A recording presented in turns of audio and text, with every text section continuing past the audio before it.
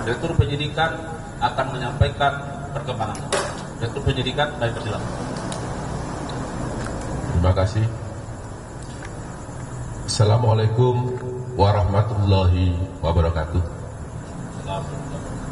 Selamat malam bagi kita semua yang saya hormati Bapak Kapus Penkum serta jajaran, teman-teman jurnalis yang pada malam hari ini hadir bersama kami. Langsung saja saya akan menyampaikan perkembangan penanganan perkara terkait penyidikan dugaan tindak pidana korupsi dalam tata kelola minyak mentah dan produk kilang pada PT Pertamina Persero, Subholding dan kontraktor kontrak kerjasama atau K3S tahun 2018 sampai dengan tahun 2003. Bahwa pada hari ini, Senin, tanggal 24 Februari 2025, kami kembali menyampaikan perkembangan penyidikan perkara dugaan tindak pidana korupsi dalam tata kelola minyak mentah dan produk kilang pada PT Pertamina Persero, Subholding dan kontrak kerjasama atau K3S tahun 2018 sampai dengan tahun 2023. Berdasarkan surat perintah penyidikan nomor 59 garis miring FD2 garis miring FD2 garis miring 10 garis miring 2024 tanggal 24 Oktober 2024.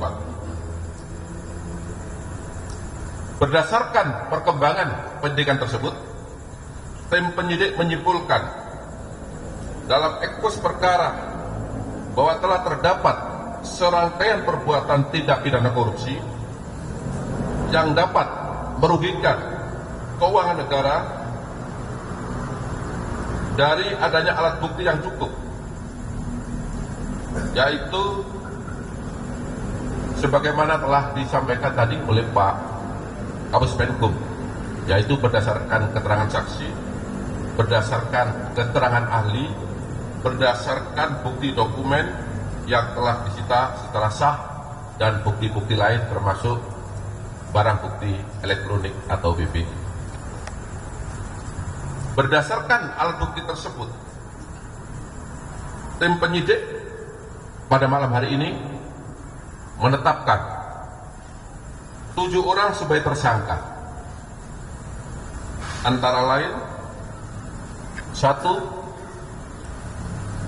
RS, yang bersangkutan adalah Direktur Utama PT Pertamina Patra Niaga. Yang kedua, SDS, yang bersangkutan adalah Direktur Feedstock and Product Optimization PT Kilang Pertamina Internasional. Ketiga, JF, selaku Direktur Utama PT Pertamina Internasional Shipping. Keempat, AP, selaku VP Feedstock Management PT Kilang Pertamina Internasional. Yang kelima, MKAS, selaku Beneficial Owner PT Navigator Katulistiwa. Keenam, DW, selaku Komisaris PT Navigator Katulistiwa dan Komisaris PT Jenggala Maritim. Jadi yang bersangkutan menjabat sebagai komisaris pada 2 perusahaan sekaligus. Sedangkan yang terakhir, ketujuh, adalah GRJ selaku Komisaris Jenggala Maritim dan sekaligus menjabat sebagai Direktur Utama PT Orbit Terminal Merak.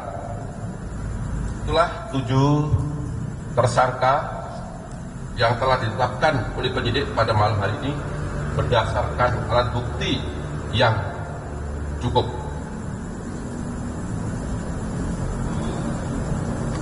Kemudian setelah dilakukan pemeriksaan kesehatan dan yang bersangkutan dinyatakan sudah sehat, selanjutnya tim penyidik melakukan penahanan terhadap para tersangka 20 hari ke depan terhitung sejak hari ini tanggal 24 Februari 2025 berdasarkan surat perintah penahanan. Yang pertama, surat perintah penahanan nomor 14, kemudian surat perintah penahanan nomor 13, surat penahanan nomor 12, surat perintah penahanan nomor 15, surat perintah penahanan nomor 16, surat penahanan nomor 17, dan surat perintah penahanan nomor 18 garis miring F.2 garis miring FD.2 garis miring 02 garis miring 2025 tanggal 24 Februari 2025. Adapun kasus posisi akan saya sampaikan sebagai berikut.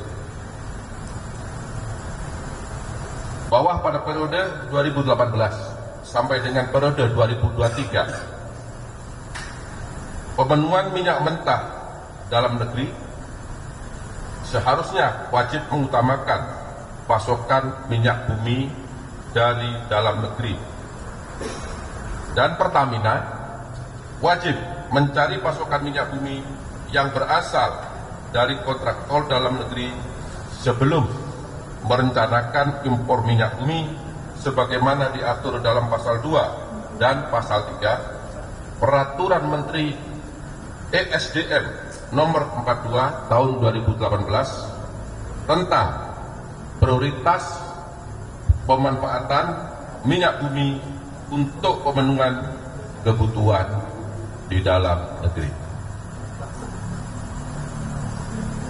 Namun berdasarkan fakta penyidikan yang didapat, tersangka RS, SDS, dan AP melakukan pengondisian dalam rapat optimalisasi hilir atau OH yang dijadikan dasar untuk menurunkan produksi kilang sehingga produksi minyak bumi dalam negeri tidak terserap seluruhnya, dan pada akhirnya pemenuhan minyak mentah maupun produk kilang dilakukan dengan cara impor.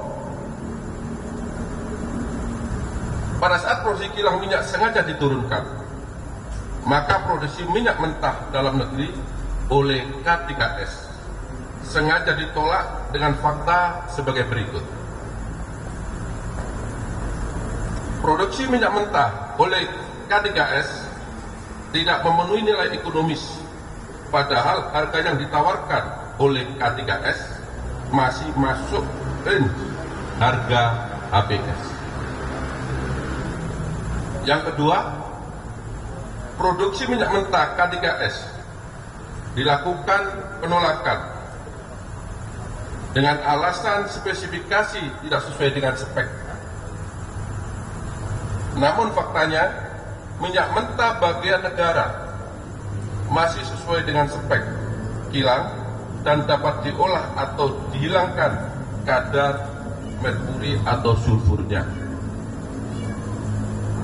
Jadi kerjasama antara pemerintah dengan pihak K3S, kontraktor kontrak kerja pelaksana ini, ada bagian minyak yang sebagian K3S dan sebagian negara atau Pertamina dengan kualitas yang sama berdasarkan persentase yang telah disepakati.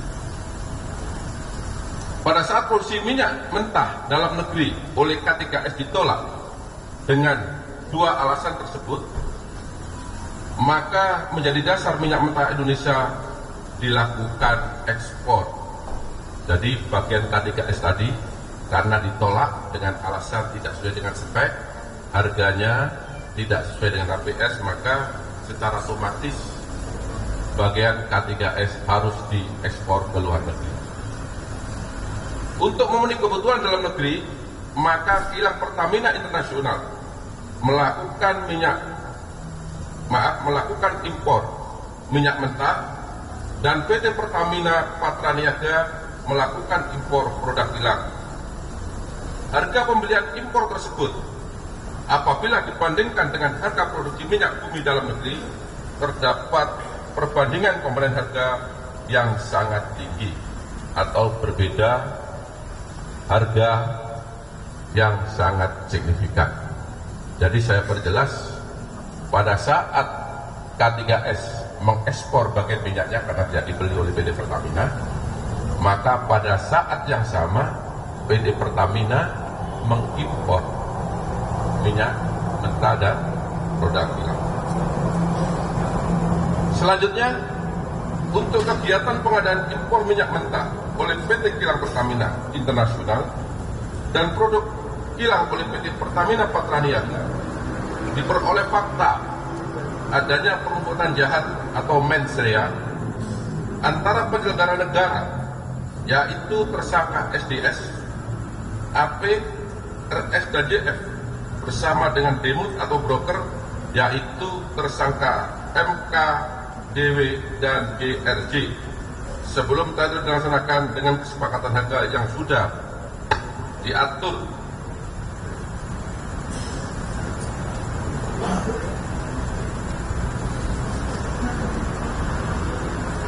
yang bertujuan untuk mendapatkan keuntungan secara melawan hukum dan merugikan keuangan negara. Permufakatan tersebut diwujudkan dengan adanya tindakan atau aktus reus pengaturan proses pengadaan impor minyak mentah dan impor produk kilang, sehingga seolah-olah telah dilaksanakan sesuai dengan ketentuan dengan cara mengkondisikan pemenangan demut atau broker yang telah ditentukan dan menyetujui pembelian dengan harga tinggi melalui spot yang tidak memenuhi persyaratan, yaitu dilakukan dengan cara tersangka RS, SDS dan AP memenangkan demut atau broker minyak mentah dan produk kilang secara melawan hukum. Yang kedua, tersangka DM dan GRJ melakukan komunikasi dengan tersangka AP untuk dapat memperoleh harga tinggi pada saat syarat belum terpenuhi dan mendapatkan persetujuan dari tersangka SDS untuk impor minyak mentah dan dari tersangka RS untuk produk kilang. Dalam pengadaan produk kilang yang dilakukan oleh PT Pertamina Patraniaga, tersangka RS melakukan pembelian atau pembayaran untuk RON 92. Padahal sebenarnya yang dibeli adalah RON 90 atau lebih rendah, kemudian dilakukan blending di depo untuk menjadi RON 92 dan hal tersebut tidak diperbolehkan atau bertentangan dengan ketentuan yang ada.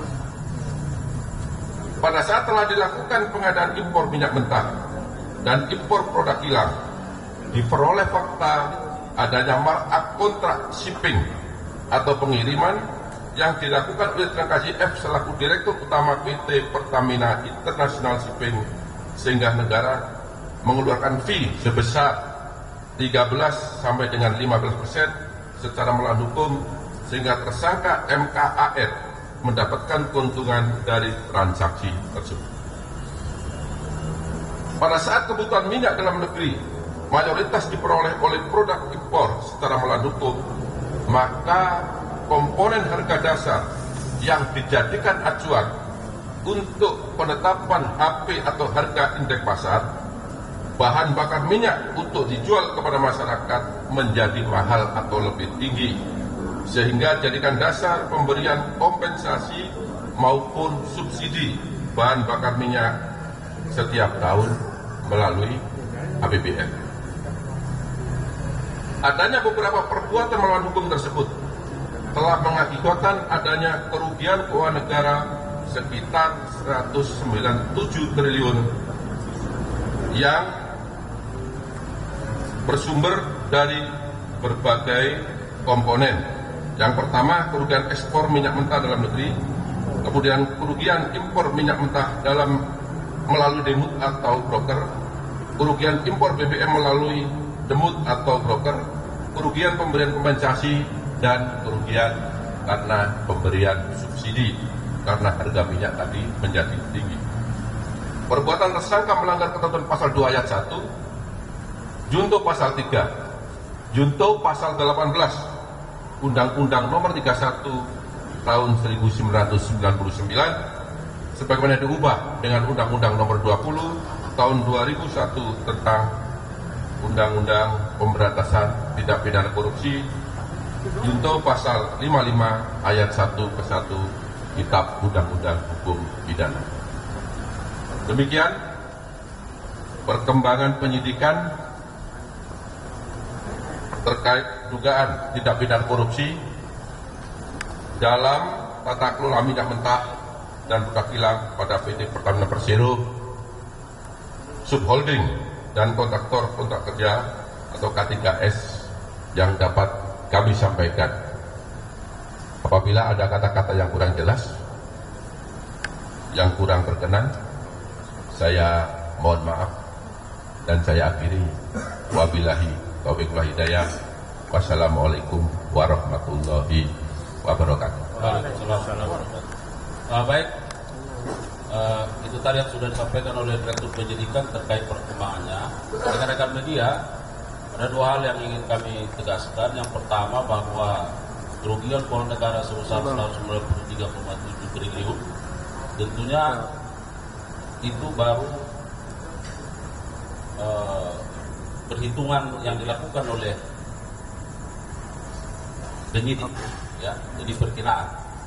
Tentu ahli sekarang sedang, ya, ahli dengan ahli keuangan tentunya sedang melakukan perhitungan, dan bagaimana nanti perhitungan dari tahun ke tahun kita harapkan ada kerugian keuangan negara yang fix setelah hasil dari perhitungan ahli. Yang kedua, bahwa tindakan penahanan yang dilakukan oleh penyidik tentu telah memenuhi persyaratan baik secara subjektif maupun objektif sebagaimana diatur oleh hukum acara kita. Saya kira itu beberapa hal yang ingin kami sampaikan, dan itu rilis yang sudah disampaikan oleh Direktur Penyidikan.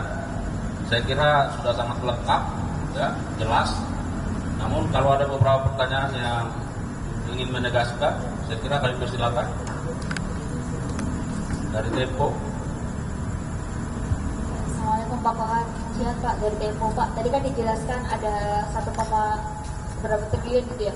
Nah, dari penyidikan kejaksaan itu sudah ditemukan uang yang mengalir ke 7 orang tersangka nggak sih Pak, dan berapa masing-masing? Selain tadi kan sudah diterangkan bahwa ada kong kali kong ya antara baik KKS sama Pertamina. Yang kedua, sebelumnya kan ada beberapa tempat yang digeledah dan infonya kantor Pertamina Pusat salah satunya. Nah itu berapa kali sih ada penggeledahan di Pertamina Pusat dan apa aja yang ditemukan di sana? Lalu tersangka 7 orang ini sebelumnya sudah pernah diperiksa dari 9 bulan tadi atau baru hari ini? Terima kasih Bang. Ya, jadi penyidik sudah beberapa kali melakukan penggeledahan baik di kantor Pertamina maupun di rumah tersangka. Ya, dari sana kita menemukan dokumen BBE kita temukan. Kemudian dari bukti-bukti tersebut didalami, juga kita panggil ahli, juga alat bukti keterangan saksi yang lain di mana alat bukti itu saling mendukung, sehingga pada malam hari ini yang bersangkutan kita tetapkan sebagai tersangka. Terhadap tersangka ini ada 7. Ini ada 5 tersangka atau 6 yang sudah diperiksa sebelumnya sebagai saksi. Kemudian ada 1 yang hari ini tadi sudah dilakukan pemeriksaan sebagai saksi, dan pada malam hari ini yang bersangkutan juga ditetapkan sebagai tersangka. Saya rasa itu jawabannya. Uang yang masuk ke kantong masing-masing tersangka? Ya.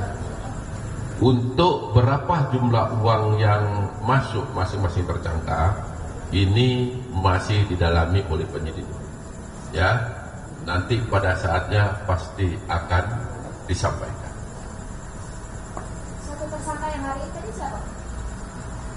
Jadi hari ini ada 7 tersangka yang diperiksa sebagai saksi hari ini, kemudian ditetapkan sebagai tersangka adalah MKAN. Itu baru sekali. Kalau yang lainnya itu sudah pernah diminta keterangan sebelumnya beberapa saat yang lalu sebagai saksi. Baik, saya kira jelas ya. Masih ada, Mas? Enggak lagi? Jangan minta ditanya. Jangan selalu bohong. Cukup saya kira ya.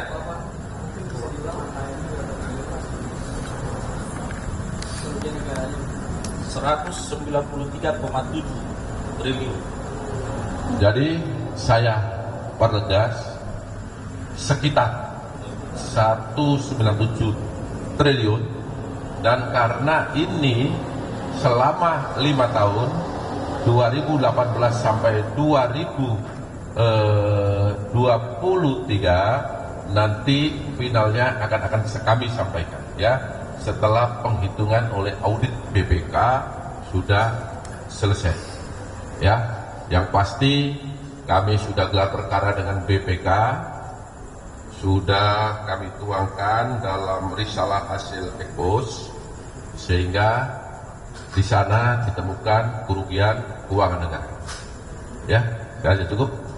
193,7. Ya, saya kira begitu ya. Baik, sekali lagi terima kasih buat rekan-rekan media, terima kasih Pak Dirdik dan jajaran. Dan saya kira ini sangat istimewa karena sudah larut malam ya, tapi rekan-rekan media terus memberikan kontribusi yang baik untuk mendukung institusi Adiaksa menuju ke arah yang lebih baik. Sekali lagi terima kasih dan mohon maaf kalau ada kekurangan. Billahi taufiq wal hidayah. Assalamualaikum warahmatullahi wabarakatuh. Terima kasih ya.